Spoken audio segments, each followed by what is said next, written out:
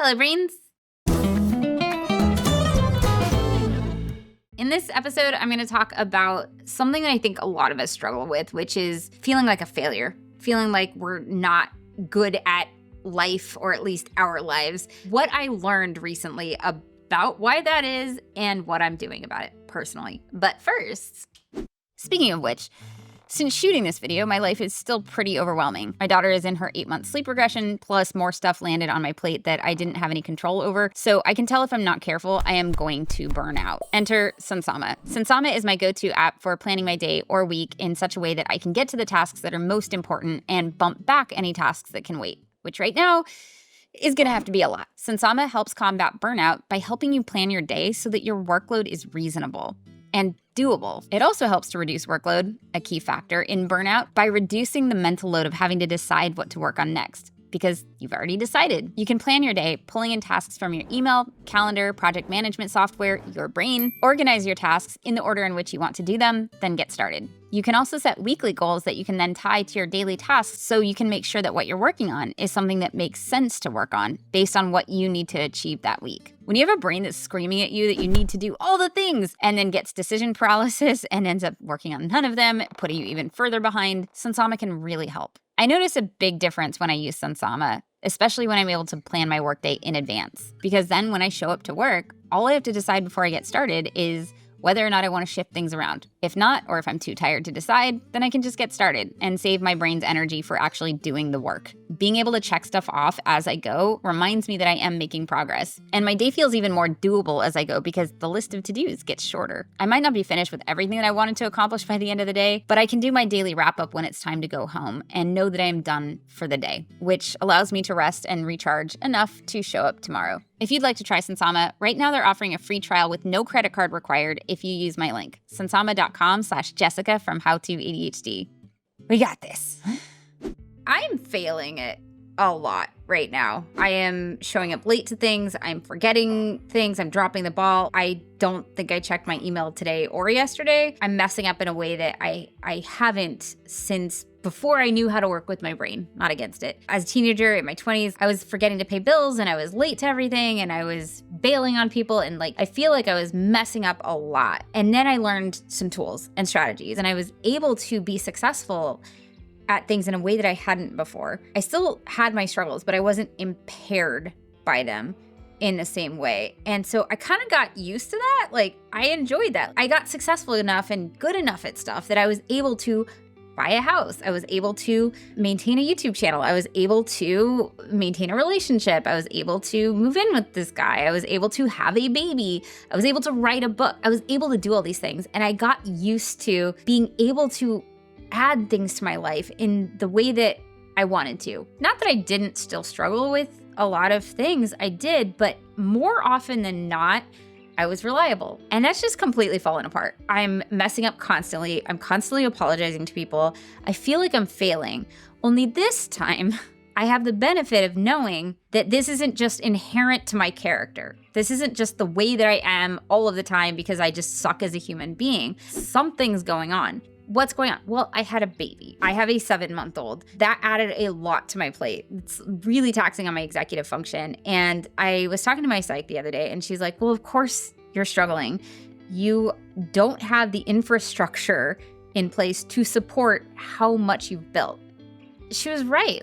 I have a tendency to as soon as I can take on more, I do, because I want to have a full, fulfilling life. And that's what I thought it took. I set out to learn all these tools and strategies so that I could do all of these things that I wanted to do. I wanted a career. I wanted the house. I wanted the kids. I wanted the relationship. I wanted all the things. I wanted to do all the things, right? And that worked up until a point. But now I've got so much going on that even with this really strong toolbox, it's not enough. And I'm still failing. And my psych told me, when a city doesn't have the infrastructure to support the buildings that exist, it has two options.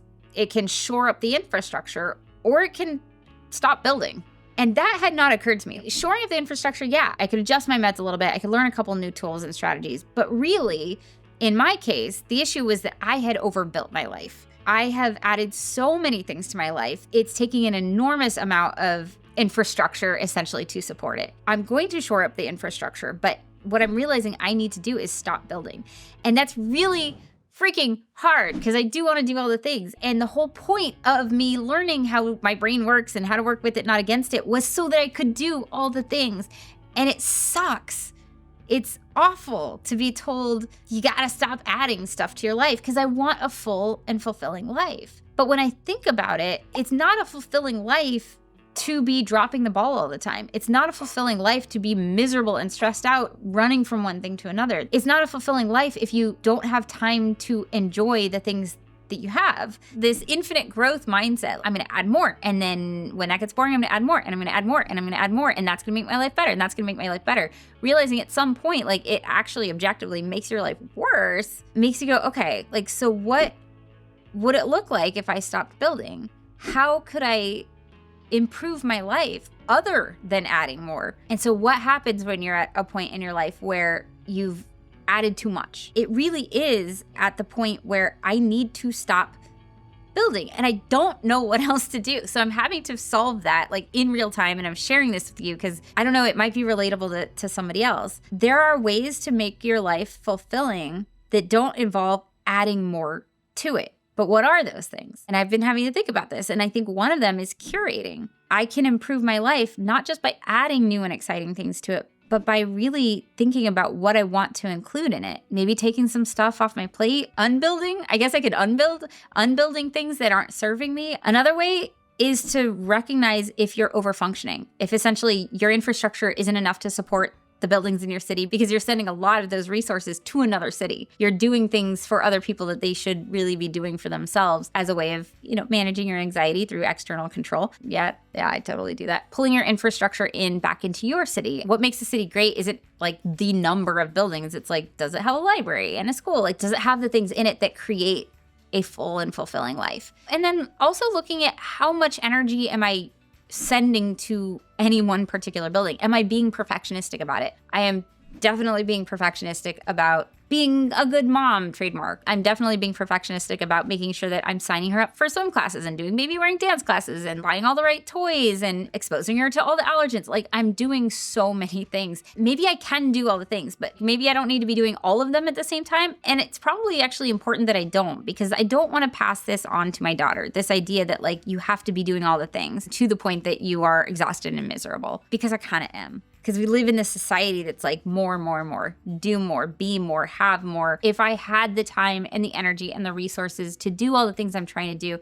yeah, that would be a very nice, fulfilling life. But I don't. I am stretched too thin. I'm racing from one thing to another.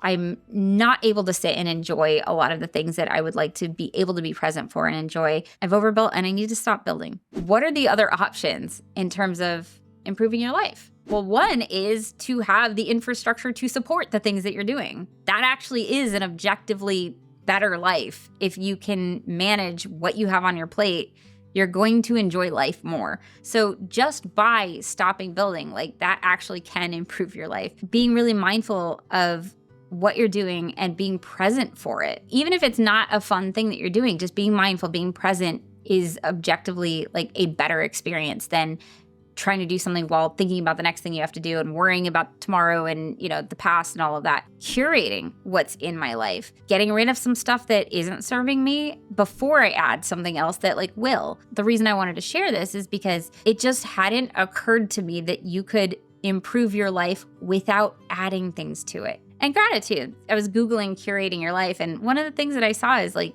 practicing gratitude for things you already have instead of buying more. There's stuff that I have that I really value that I don't even see because I don't have the time to engage with it. And so I don't necessarily need to add more things or more activities. I could just revisit the activities and things that I already have and sit with them and enjoy them and be grateful for them. I'm rotating, right? Like, this is the season for this. Next season, maybe I can rotate something out and rotate something else in. So my psych was right. I don't have the infrastructure currently to support everything that I've built, partly because like I have built these things based on neurotypical standards and I'm not neurotypical. I watched my mom have all of these things. And so I was like, well, that's what I want, to have all of those things. And it made her happy, but she was able to stay on top of it and she was able to manage it in a way that I struggled to. And so what made her happy might make me miserable. And I think there's still a part of me that's like, but if I'm not doing all the things, then I am failing, right? That might be somebody else's measure of success, right? Like I checked all the boxes, I do all the things, but understanding what your limits are and working within those limits is not failure.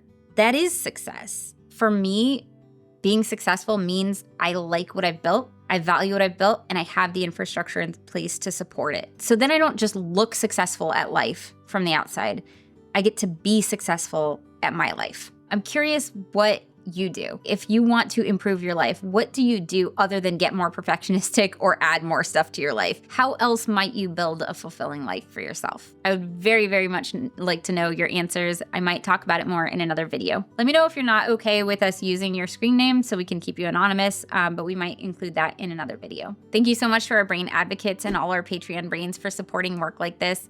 I will be curating new goals for the Patreon once I figure out what it is that I would like to do. Your support improves our infrastructure so that we can do more things without overbuilding. Like, subscribe, click all the things, and I will see you next video. Bye, brains. Did you know we have a Discord community through Patreon? When you support the work we do on How to ADHD, you get access to a global supportive community and other Patreon perks. If you'd like to join us, go to patreon.com/howtoadhd.